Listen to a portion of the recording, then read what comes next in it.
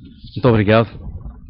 Depois desta introdução que nos é sempre habitual, vamos dar início ao nosso ciclo conforme agendado e seguindo a nosso alinhamento. Naturalmente que incumbe-me, como habitualmente, fazer um enquadramento relativamente àquilo que nos vai ocupar esta tarde, fazendo simultaneamente uma contextualização relativamente àquilo que já é este quarto ciclo. E, portanto, muito rapidamente, eu, naturalmente, gostaria de agradecer a presença dos nossos convidados. Destaque, como já foi referenciado anteriormente, para a presença do Sr. Adjunto do Sr. Secretário Regional de Educação, o Dr. António Lucas, o Sr. Diretor Regional de Educação, o Dr. João Estanqueiro, o Sr. Diretor de Serviços também da área de formação da Direção Regional de Educação, o nosso agradecimento por se terem associado de forma institucional a este nosso ciclo. As nossas primeiras palavras são naturalmente agradecimento ao Dr. Morgado pelo mais um patrocínio ao nível desta Direção Regional de Administração Educativa, neste que já é o quarto ciclo do Fórum de Administração e Gestão Escolar e que nós subordinamos ao tema participação dos trabalhadores não docentes, pais, alunos e autarquia na organização escola e naturalmente a forma sempre colaborante e disponível como ele e com toda a equipa da Direção Regional tem colaborado connosco naquilo que têm sido as condicionantes para levarmos a cabo estes ciclos, em que este é o quarto. Para contextualizar-vos, isto já foi falado, mas apenas para posicionar relativamente àquilo que nos tem ocupado e aquilo que nos ocupa atualmente relativamente a estes ciclos. Como se recorda ou não, nós, em termos de organograma, já abordámos a organização escola ao nível do seu órgão de gestão de topo, particularmente o Conselho Executivo ou o Diretor. Tivemos a oportunidade de fazê-lo simultaneamente também com o órgão Conselho da Comunidade Educativa, visto globalmente. Tivemos depois a oportunidade de abordar ao nível das estruturas intermédias aquilo que nas escolas é, digamos, ocupado pelo Conselho Pedagógico e com todas as estruturas que vão alimentando esse Conselho Pedagógico em termos de máquina de funcionamento e a nível das estruturas que fazem, no fundo, funcionar e são uma interface, muitas das vezes, entre aquilo que está ao nível de topo das escolas e aquilo que é a realidade de funcionamento das escolas e, naturalmente, enquadramos que é esta a nossa preocupação sempre com a preocupação de ter uma atenção ao Conselho da Comunidade Educativa, que, no fundo, hoje acaba por ser um regresso a esse princípio, agora, ao nível dos outros atores, particularmente os atores que também fazem parte deste Conselho da Comunidade Educativa. Simultaneamente, e para aqueles que têm acompanhado os nossos ciclos, tivemos a preocupação também de fazer uma incursão simultânea ou paralela àquilo que se passa no primeiro ciclo e na infância. Fizemos uma abordagem ao nível da forma de organização dessas escolas e da forma como elas se organizam atualmente em termos legais e em termos de posicionamento organizacional. Também fizemos essa abordagem e, portanto, chegamos hoje, como vos dizia inicialmente, a um quarto ciclo cuja nossa preocupação é abordar a dimensão de pais, dos trabalhadores não docentes, da autarquia, enfim, de todos aqueles que são os atores que também fazem parte da comunidade e do Conselho da Comunidade Educativa, globalmente falando.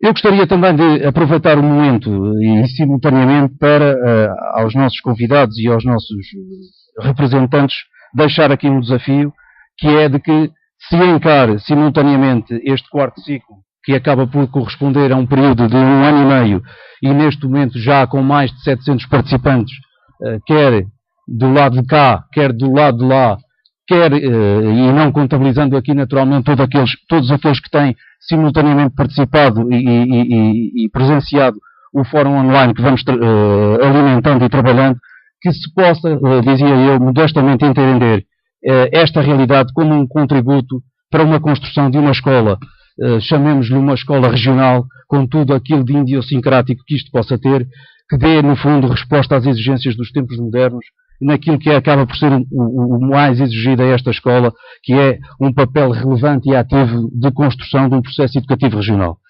Fazendo, como temos dito desde o início, dando a voz a todos os atores das escolas, ouvindo todas as necessidades e todas as sugestões que estes atores ativos podem trazer e podem contribuir. E, portanto, aqui, se quiserem fazendo eco e dando cumprimento também um mandato a esse nível, gostaria de dar este testemunho e que esta realidade pudesse ser encarada com este contributo, ainda que modesto e modestamente encarado com esta perspectiva.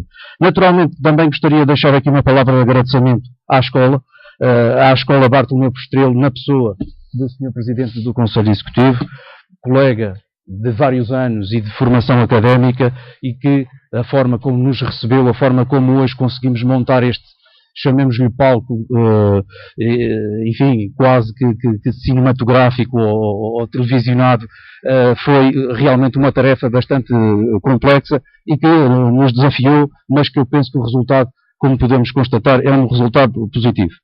Gostaria simultaneamente, e por estas razões, agradecer também à equipa das tecnologias, uma vez mais ao nosso engenheiro Paulo Tavares, que tem desde o primeiro ciclo nos acompanhado na montagem de toda esta logística, fazendo simultaneamente ao Porto Santo, que não estamos a ver, ainda não os ouvimos, penso que nos estão a acompanhar, gostaria de alguma maneira que houvesse algum feedback desse lado para pelo menos vermos se nos estão a receber em boas condições.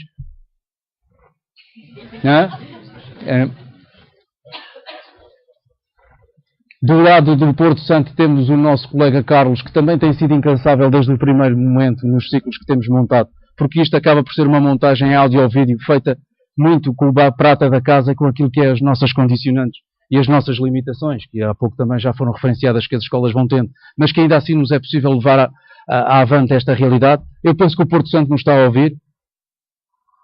Sim? E o som? Podem falar para nós? Está perfeito, diz o Carlos. Ok, muito bem. E, portanto, gostaria naturalmente de deixar também uma saudação ao Porto Santo. O nosso agradecimento, naturalmente agora, de forma ainda mais reforçada, apesar de já o ter sido feito anteriormente, ao Sr. Vereador da Cultura e da Educação da Câmara da Ribeira Brava, que manifestou total e completa disponibilidade, como aliás todos aqueles que vão participar hoje connosco, mostraram completa e total abertura para colaborar connosco. A doutora Isabel Camacho, psicóloga na Escola de Porral das Freiras, que vem, no fundo, também dar o seu testemunho relativamente a esta realidade. A doutora Daniela Aguiar, que, conforme já foi apresentada, é Presidente da Associação de Escolas, da Associação de Pais desta escola, e, portanto, está a jogar em casa. Portanto, é, no fundo, usando a metáfora há pouco de futebolística, está a jogar em casa. A dona Graça Gomes, que vem representar o pessoal não docente da Escola da Ribeira Brava, da Escola Básica e Secundária da Ribeira Brava, vai-nos dar certamente um testemunho relativamente à sua realidade e em termos de realidade de pessoal não docente ao nível do Conselho da Comunidade Educativa. O nosso Bruno Melim, o nosso estudante, que apesar de ter provas esta semana e ter vindo a ter provas que agora começam-se a aproximar no final do ano, não deixou de também querer estar presente e trazer-nos um testemunho de quem é representante no Conselho da Comunidade Educativa do Liceu e, portanto, também aqui nos vai certamente trazer o testemunho da realidade dos alunos, muitas das vezes esquecidos nesta máquina organizacional que as escolas têm. E o nosso Sr. Nelson Costa Ferreira, Presidente da Liga de Pais da Escola do Primeiro Ciclo com Pré-Escolar, que também, nesta lógica, como vos disse anteriormente, de termos uma abordagem ao nível das escolas, não deixando nunca nenhum nível nem nenhuma realidade organizacional de fora, vamos dar um testemunho de como é que, ao nível de escolas de primeiro ciclo, não havendo institucionalizadamente criada a figura da Associação de Pais, nem em termos de organização, escola, estar prevista uma figura parecida ao Conselho da Comunidade Educativa, como as escolas básicas e secundárias têm, ainda assim é possível uma representação dos pais e uma forma dos pais poderem estar próximos da direção da escola, da gestão da escola, em que moldes é que esta realidade é possível ser levada a cabo. Vamos certamente assistir a uma partilha das suas experiências. Este é um ciclo claramente desafiante, quer para quem organizou, quer para quem está desse lado, porque é extremamente heterogéneo toda esta representatividade. Vamos ver naturalmente nos olhos e nos falares destes nossos representantes a forma como eles sentem a escola, como a veem de uma outra perspectiva, e eu creio que esta será uma realidade interessantíssima, ao qual aditaria naturalmente também o vosso registro. É para nós fundamental ouvir as vossas experiências, ouvir-vos, darem-nos o testemunho das vossas práticas naquilo que nós, desde o primeiro momento em que organizámos estes ciclos, sempre pretendemos levar a cabo, que é reforçar a existência de práticas. Desde o primeiro ciclo tenho dito, existem boas práticas nas escolas da Madeira, temos que conhecer as boas práticas das escolas da Madeira, nada melhor do que quem vive esta realidade para nos dar esse testemunho e nos dar esse contributo que eu penso que todos nós teremos a ganhar com esta realidade. Portanto, palavra também final de agradecimento a todos vós, que no fundo respondestes a mais este desafio, a mais este chamamento e estáis aqui connosco para debater esta realidade. Bom, como dizia anteriormente, pretendemos esta tarde refletir sobre a corresponsabilização dos profissionais da educação, das famílias. Como sabem, hoje é o Dia Internacional da Família. O dia 15 de maio foi declarado pela ONU como o Dia Internacional da Família. Nem de propósito fazermos esta coincidência feliz, debatendo estas matérias que dizem respeito aos profissionais, mas também às famílias, aos alunos, às autarquias, enfim, à comunidade em geral. Naquilo que é a construção de uma escola mais diversificada, mais desejada, mais prática, mais, como dizia há pouco o Dr. Morgado, menos burocrática, o menos burocrática possível e com certeza mais autónoma para poder ser mais democrática. É que hoje, e eu penso que isto é uma realidade que também já foi referenciada anteriormente, o repto da escola contemporânea não é apenas a transmissão de uma informação, muito menos uma informação assente numa memorização, se quiserem, a crítica de conteúdos, mas sobretudo a preparação dos nossos alunos para se integrarem numa sociedade que exige novos princípios, novos valores, novas atitudes. De facto, o nosso tempo é um tempo em que vivemos entre o desequilíbrio de uma escola que assenta em princípios de pré-modernidade e os alunos, mas sobretudo as suas necessidades. O que nos leva nesta fronteira, nesta dialética, se quiserem, não poucas vezes a ineficácias, a conflitos, por vezes mesmo a incompreensões. A todos nós que nos movemos neste mundo aliciante da educação, se espera assim mais do que nunca, vimos-lo a defender desde o primeiro ciclo, que nos assumamos com uma atitude de mudança. E que esta não esqueça que pressupõe uma quebra de rotinas. Que por um lado assiste a reflexos de uma escola que olha para uma redefinição da estrutura das famílias, desde aquilo que nós conhecíamos do tempo dos nossos avós e dos nossos pais, a uma nova abertura à sociedade, a um mundo cada vez mais dominado pela diversidade cultural, pela complexidade tecnológica, pela incerteza científica e nada mais atual do que hoje, pela insegurança profissional. Como refere um autor consagrado, Hargreaves, nada mais que as regras do mundo estão a mudar. Está na hora, naturalmente, das regras do ensino também mudarem. É, pois, para refletir sobre estas e outras preocupações da escola contemporânea que aqui nos encontramos hoje, para caminhar no sentido de uma aprendizagem organizacional da escola, que tentará certamente corrigir os seus erros no confronto dos resultados esperados da realidade, mas, sobretudo, não forçar a realidade com aquilo que são, por vezes, os modelos teóricos. Pelo que a escola hoje deve assumir-se como uma estrutura ágil que lhe permita uma avaliação e uma posterior adaptação por forma a responder a todas estas exigências. É que a escola hoje está, repito, como sabemos, no centro de um processo global de transformações. Caminhante se deu antes, já o referenciou, e eu reforço. Profundas, transformações profundas, cujo modelo futuro, diria, que estará ainda longe de estabilizar e se calhar de ser conhecido. As tensões perante as quais se deparam, e em muitos casos se encontram envolvidas, tornam ainda mais evidente a multiplicidade das suas contradições e o dramatismo existencial das vocações e das identidades dos seus atores, e inevitavelmente vítimas, quando não por vezes cúmplices no bom sentido, do sistema em que vivem e convivem, que por vezes contestam, por vezes ajudam a fixar, por vezes ajudam a mudar. Estamos conscientes de que não encontraremos aqui soluções, naturalmente. Todavia estamos convictos, e é essa a nossa vocação, que contribuiremos para um objetivo deste ciclo, que é a possibilidade de debater e confrontar opiniões.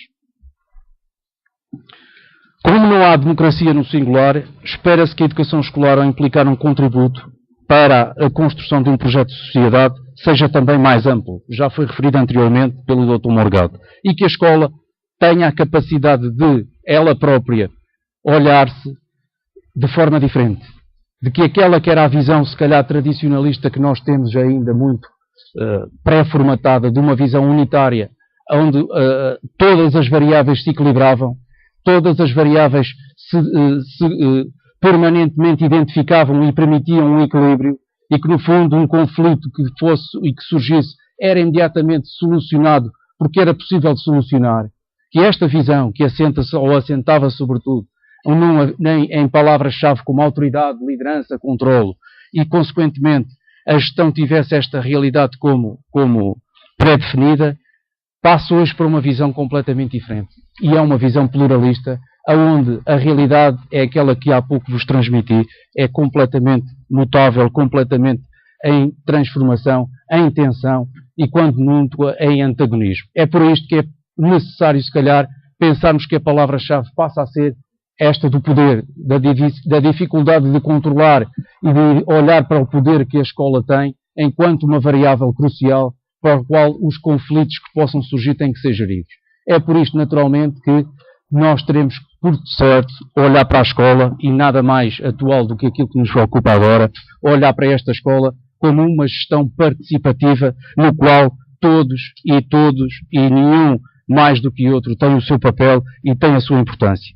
Naturalmente que nesta realidade, e por isso está aqui o meu colega Paulo para me continuar nesta apresentação, nada mais relevante do que o próprio projeto educativo da escola. É também nossa preocupação deixar-vos aqui hoje, nesta reflexão, um olhar para que o projeto educativo que a escola tenha esta referência, tenha esta reflexão e olhe naturalmente para esta realidade em permanente mutação e em permanente alteração, também com todos estes atores. Paulo, o Paulo é teu. O Paulo que é teu.